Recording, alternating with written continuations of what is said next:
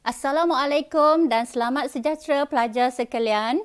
Cikgu harap semua pelajar sihat dan ceria. Nama cikgu ialah Cikgu Maizura binti Muhammad, Guru Kesusastraan Melayu dari Sekolah Menengah Kebangsaan Bacok, Kelantan. Hari ini, cikgu akan berbicara mengenai novel naratif Ogon Syoto dan aspek-aspek kajian sastra yang terdapat dalam novel tersebut. Novel ini telah ditulis oleh sastrawan negara Anwar Ridwan.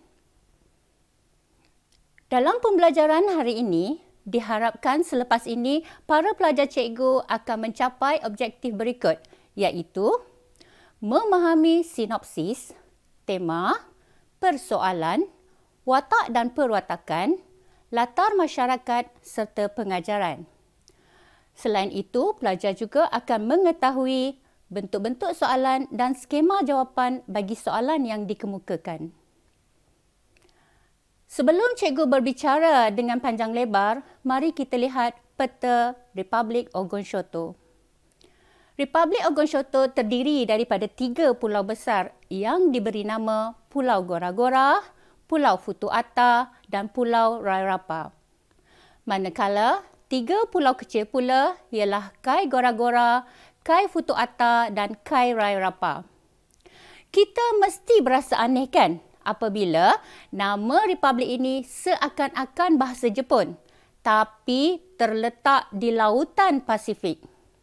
Rupa-rupanya setelah Tuan Kawai iaitu pemilik kapal Kawai Maru mengungkap sejarah, Kepulauan Ogon Syoto ini ditemui oleh pelayar-pelayar Jepun pada permulaan zaman Edo.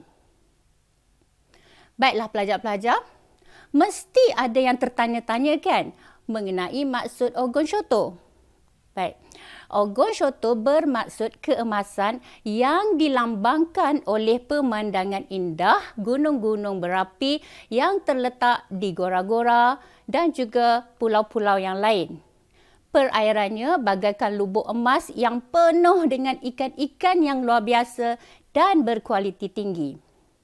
Teluk Pinavana yang terletak di bahagian selatan Gora-Gora merupakan tempat persinggahan kapal-kapal perikanan dan perdagangan kerana dasarnya yang dalam. Begitu juga dengan kapal Kawai Maru yang sering singgah di Ogon Syoto bagi merehatkan anak-anak kapalnya ke Tatamanu iaitu ibu negara Ogon Syoto dan ke Malagana, pusat hiburan yang tersohor. Baiklah pelajar-pelajar, apabila kita membicarakan novel Ogon Syoto, kita perlulah terlebih dahulu memahami isi kandungan novel ini. Novel ini berkisah tentang kisah hidup masyarakat yang dipimpin oleh pemerintah zalim dan penuh tipu muslihat di sebuah negara iaitu Republik Ogon Syoto. Kisah ini sebenarnya terhasil daripada pengembaraan minda iaitu minda bawah sedar seorang pesakit bernama Nur ketika beliau dibedah di sebuah hospital di Tokyo, Jepun.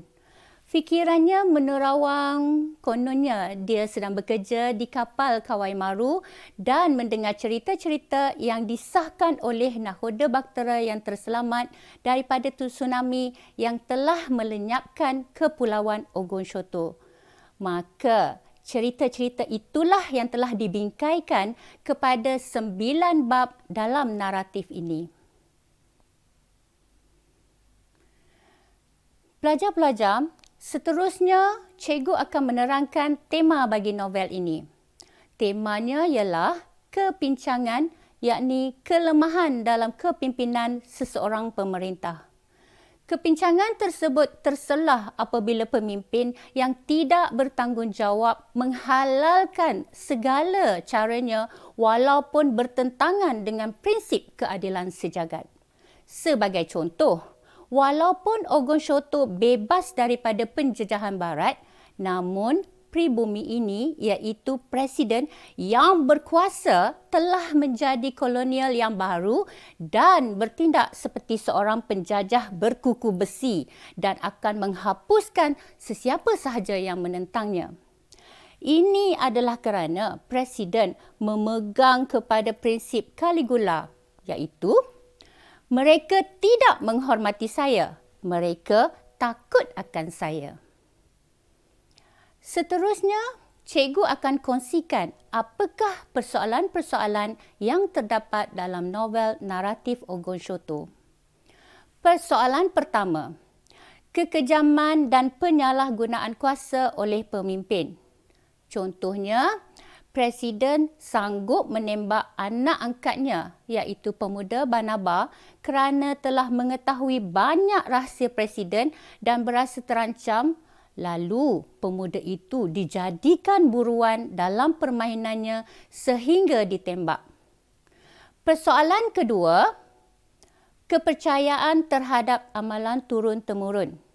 Contohnya, seorang jeneral yang baru menduduki rumahnya di Ture telah mengadakan upacara memuja semangat rumah. Seterusnya, persoalan ketiga, keberanian memberikan pendapat dan menyatakan kebenaran. Contohnya, guru sains berani menulis makalah tentang kepincangan pemerintah walaupun dia tahu tindakan yang akan dikenakan terhadap dirinya. Dan akhir sekali, persoalan keempat, kasih sayang sesama anggota keluarga. Contohnya, Presiden tetap menyayangi dan menghormati ibunya yang miskin walaupun sudah berjaya dalam hidup dan dihormati oleh masyarakat Ogonsoto. Baiklah, seterusnya, cikgu akan menerangkan mengenai watak dan perwatakan Presiden. Pertama, Presiden seorang yang kejam. Contohnya, Presiden sanggup merosakkan ciptaan hidup seorang anak muda kerana pada hematnya pemuda itu bijak dan telah memberi tafsiran yang tepat. Kedua pula, Presiden seorang yang penyayang. Contohnya, sewaktu tiba di Malagana selepas 20 tahun berada di Eropah, Presiden telah meminta orang ramai mencari ibunya dan memeluknya. Perwatakan ketiga Presiden ialah dia seorang yang berani. Contohnya, sewaktu kecil, Presiden berenang seorang diri dan menyelinap masuk ke dalam kapal yang membawanya ke Eropah. Dan yang terakhir, Presiden seorang yang bijaksana. Contohnya, sewaktu pulang ke Ogonsoto, Presiden telah menyertai parti politik paling popular di Ogonsoto yang ditadbir oleh pihak polis, tentera dan karyawan umum. Untuk mencapai cita-cita politiknya, dia telah menggunakan pelbagai cara. Selepas lebih 3 tahun, Presiden akhirnya telah dilantik menjadi Presiden baru di Ogonsoto.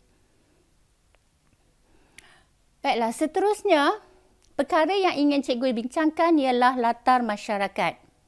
Yang pertama ialah masyarakat yang mencintai alam sekitar. Contohnya, penduduk di Tubua berkumpul dan memprotes rancangan Presiden untuk membangunkan kawasan pedalaman Tubua yang akan merosakkan alam sekitar. Seterusnya, latar masyarakat yang gigih berusaha. Pelajar ingat lagi tak? Ya, dalam bab 4, nakhoda-nakhoda di 7 buah kapal bekerja keras untuk menarik iceberg ke kutub utara. Kejayaan 14 nakhoda mengheret iceberg itu disiarkan di stesen radio dan televisyen menerusi ucapan yang dibuat sendiri oleh Presiden. Yang ketiga pula ialah masyarakat pribumi yang hidup dalam kemiskinan. Sebagai contoh, kemiskinan yang berleluasa di Ogonsoto sehingga terdapat wanita yang terpaksa menggadai maruah untuk menyara kehidupan diri dan keluarga. Kanak-kanak juga tidak bersekolah kerana terpaksa bekerja pada usia yang masih muda. Dan yang terakhir, masyarakat yang mengamalkan rasuah. Contohnya, pemimpin dan orang-orang Presiden merasuah Persatuan Pencipta Alam Tatamanu untuk membolehkan mereka menjalankan rancangan membangunkan kawasan pedalaman Kuri. Baiklah, seterusnya, anak-anak pelajar, mari kita beralih kepada pengajaran yang terdapat dalam novel. Pertamanya, kita hendaklah gigih berusaha untuk mencapai sesuatu matlamat kehidupan. Contohnya, seorang lelaki tua gigih berusaha seorang diri dengan mengorek tanah bagi mengatasi masalah kekurangan air pada musim kemarau. Selama lebih 3 bulan dia menggali, barulah dia menjumpai mata air dan kesemua 14 tong dipenuhi air hasil sulingan air laut. Baiklah, seterusnya, pengajaran yang kedua ialah kita hendaklah bertindak bijak untuk mencapai impian. Ini dapat dilihat dalam bab yang kedua, iaitu Jeneral dan Pegawai Kanan yang terperangkap dalam tipu muslihat bijak yang diatur oleh Presiden bagi meneruskan pelantikan wakil boneka Presiden di Ture.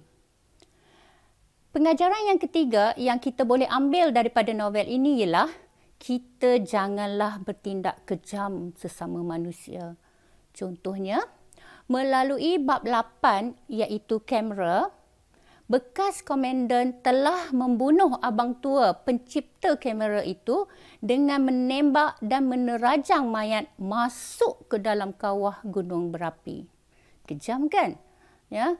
Jadi, pelajar sekalian, mari kita lihat contoh-contoh soalan berkaitan novel yang diuji dalam soalan 6 bahagian 2. Soalan 1.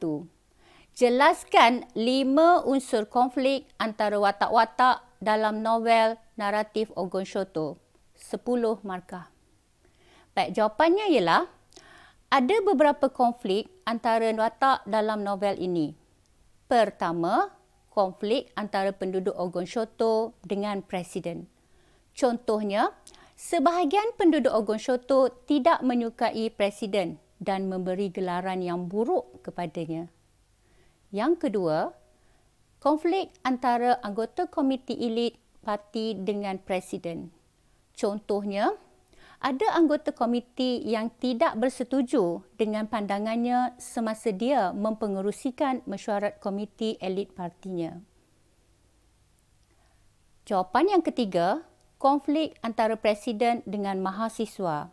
Contohnya, Presiden menutup asrama universiti iaitu tempat mahasiswa berkumpul kerana Presiden tidak mahu ada gerakan menentangnya.